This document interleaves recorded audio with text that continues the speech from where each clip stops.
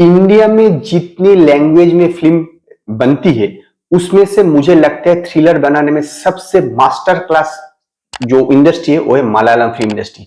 ऐसी एक थ्रिलर है अन्यसिपम कंडितम जो नेटफ्लिक्स पे रिलीज हुई है। इसके पहले ये थिएटर में रिलीज हुए तो मैंने इसको नेटफ्लिक्स में देखा है, तो इसके बारे में मैं आप लोगों के साथ आज इस वीडियो में बात करूंगा। Hello friends, welcome to my channel film news and reviews. ये जो थ्रिलर है ये दो मर्डर मिस्ट्री है। दो मर्डर मिस्ट्री को किस तरह से सॉल्व किया गया ये इस थ्रिलर में दिखाया गया है, लेकिन जिस तरह से इसको सॉल्व किया गया, जो ट्रिक यूज किया गया वो मुझे बेहतरीन लगा। जैसे मैंने कहा कि मलयालम फिल्म इंडस्ट्री में सबसे बुरी थ्रिलर भी किसी और इंडस्ट्री में बनने वाले अच्छे थ्रिलर से भी बेहतर होता है, तो ये बिल्कुल ऐसा ही एज ए थ्रिलर ये बहुत ही बेहतरीन है। शुरू से लेकर आखिर तक बिल्कुल एंगेजिंग है। इसमें लीड कैरेक्टर है थोबिनो थॉमस, जिसने 2018 नाम की जो फिल्म रिलीज हुई फिल्म की हुई थी वो उसमें लीड हीरो था। तो ये मूवी में उन्होंने अच्छा काम किया, नो डाउट अच्छा काम किया है। ऐसे कोई भी मलयालम एक्टर को ले लीजिए, उन्होंने पूरे कैरियर में एक न एक थ्रिलर तो करेगा ही, और उन्होंने भी कई सारे थ्रिलर किए, तो ये भी एक अच्छा थ्रिलर। इसमें दो केस दिखाए गए, दोनों ही मर्डर केस है और दोनों ही लड़की का मर्डर केस है। पहले जो केस है उसमें क्या होता है कि एक लड़की हॉल टिकट लेने एग्जाम हॉल में जाती है, फिर वहां से जब लौटती है, मतलब बस स्टैंड से लेकर अपने घर तक जाने के बीच में वो गायब हो जाता है, गायब हो जाती है। फिर उनकी जो पिताजी है वो पुलिस थाने में जाते कि बताते हैं कि मेरे लड़की कल से लापता है। तो उसके बाद जब पुलिस इन्वेस्टिगेशन स्टार्ट करती है तो उसके एक दिन बाद ही वो एक जगह पे उसके घर के पास में एक जो कुआं है उसमें मिलता है। तो ये केस किस तरह से पुलिस सॉल्व करता है, ये काफी इंटरेस्टिंग ट्रिक है। इसमें पहले जो ट्रिक है वो काफी इंटरेस्टिंग है। उन लोगों को पता, एक सस्पेक्ट होता है कि ये पादरी जो है वो शायद ये खून कर सकता है, ये उनका एक एजम्पशन है।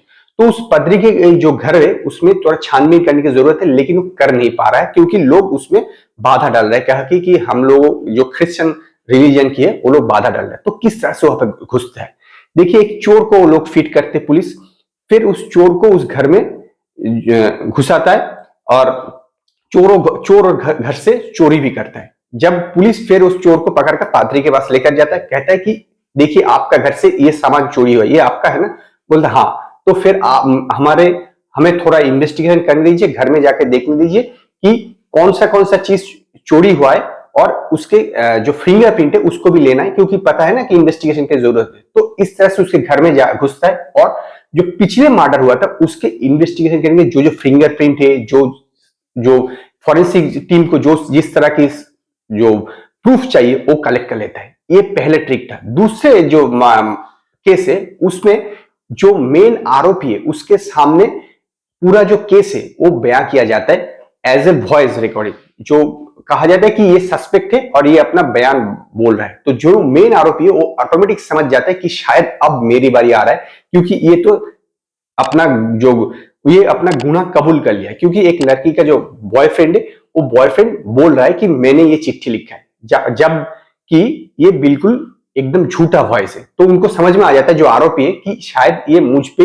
आरोप, अब मेरे बारी है, क्योंकि ये इन लोगों को तो वॉइस मिल चुका है। ये एक साइकोलॉजी गेम खेलकर इस ट्रिक को पकड़ा है। तो दोनों अलग अलग टाइप का मर्डर मिस्ट्री है और दोनों अलग अलग टाइप से इसको सॉल्व भी किया गया। No doubt as a thriller काफी अच्छा है। थॉबिनो थॉमस ने भी काफी अच्छी एक्टिंग है। जैसे मैंने कहा कि मलयालम फिल्म इंडस्ट्री के कोई भी एक्टर एक न एक थ्रिलर में तो काम करता ही है, और थ्रिलर उनको पता भी किस तरह से इन रोल को प्ले करना है। इस मूवी का बीजीएम अच्छा है, एक थ्रिलर के लिए जो इंपॉर्टेंट है। इसको काफी कैमरा वर्क भी काफी अच्छा है, लेकिन क्या है ना, जो मेन कैरेक्टर है थॉबिनो थॉमस, उनकी कैरेक्टर को ठीक तरह से लिखा नहीं गया। उनकी जो काम करने का तरीका है वो सही है, लेकिन उनके साथ ना ऑडियंस अटैच नहीं हो पाएगा, क्योंकि उनकी कैरेक्टर में डेप्थ नहीं है। तो इसलिए वो जो भी काम कर रहे हैं, जो भी कर रहे हैं, वो लोग देखने में अच्छा लग रहा है और सस्पेंस भी है, लेकिन उनके कैरेक्टर के साथ ऑडियंस रिलेट नहीं हो पा रहा। उनके कैरेक्टर को और थोड़ा अच्छी तरीके से लिखना चाहिए था कि उनकी कैरेक्टर ऐसा क्यों है और इस प्रकार से क्यों सोचता है वगैरह वगैरह। उनकी कैरेक्टर अगर अच्छा तरह से लिखता तो ये और भी बेहतर होता, और इसीलिए मैं इस मूवी को 5 में से 2.5 स्टार देना चाहूंगा। अगर आप लोगों ने अन्नसिपम कन्नतम मूवी देखा है तो आप लोग मुझे कमेंट में बताइए आप लोगों को ये मूवी कैसा लगा।